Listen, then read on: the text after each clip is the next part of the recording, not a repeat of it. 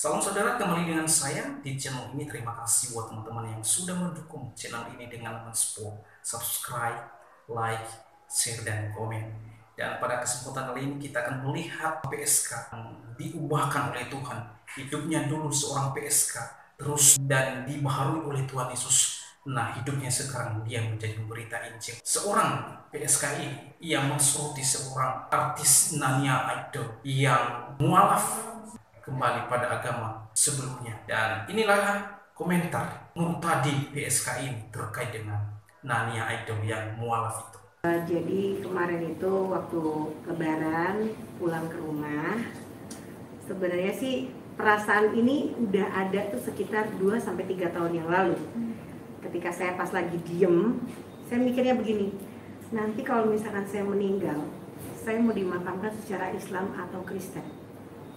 Dan kemarin tuh kebetulan pas pulang, habis mijitin mami sare, mami tidur gitu kan, itu ada gejolak hati tuh bilang, nanti kalau misalkan mami meninggal atau keluarga besar saya ada salah satu yang meninggal, apalagi mami, siapa yang sholatin, siapa yang mandiin, siapa yang ngedoain.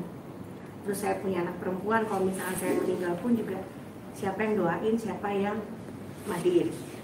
Karena gimana pun juga yang tidak satu frekuensi itu tidak mungkin nembus doanya. Apalagi leluhur, apalagi guru-guru saya semuanya, keluarga besar saya semuanya muslim. Dan dia juga katanya bertemu Tuhan Yesus, tapi akhirnya mualaf juga. Halo, shalom buat kamu yang mengomentari video aku. Tuhan Yesus memberkati buat kamu. Tapi ada satu hal yang mau saya luruskan.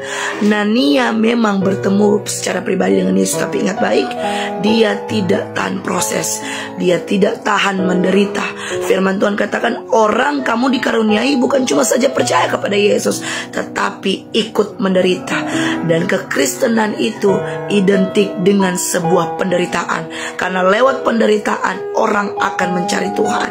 Jadi buat Nania, dia seperti itu karena dia tidak tahan proses, dia tidak tahan untuk menderita.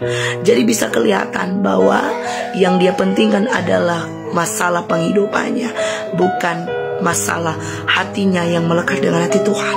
Jadi buat kalian di luar sana, tetap semangat, tetap berjuang. Jangan dengar kata orang, tetapi dengar kata firman Tuhan.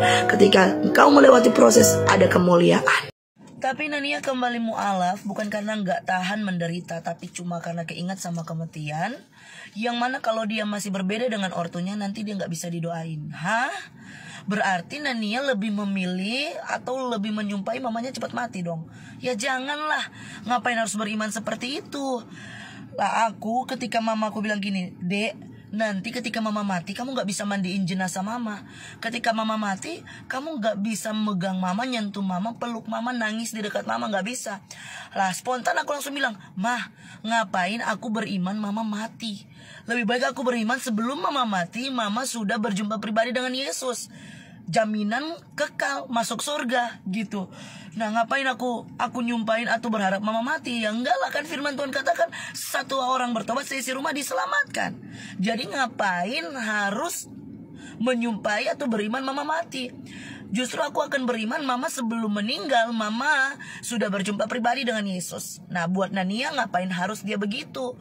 Nggak tahan menderita, bukan karena nggak tahan menderita, tapi keingat kematian, mamanya nanti gimana, dianya nanti gimana. Ya jangan seperti itulah. Ngapain harus mudah menyerah, mudah mundur, mudah putus asa. Nah firman Tuhan kan katakan sudah katakan dengan sangat jelas, satu orang bertobat seisi rumah diselamatkan. Artinya keluarga kita pasti akan diselamatkan, tetapi tunggu waktu Tuhan, bukan waktu kita. Ya bagian kita berdoa, bergumul, lakukan, kerjakan keselamatan. Bagian Tuhan yang akan memulihkan. Seperti itu. Ya, oke. Saudara, perlu kita perhatikan bahwa Nania mualaf yang pertama, dia tidak sungguh-sungguh dan tidak ada komitmen, dan terlebih Nania belum mengalami pertobatan dan bertemu secara pribadi dengan Tuhan Yesus Kristus.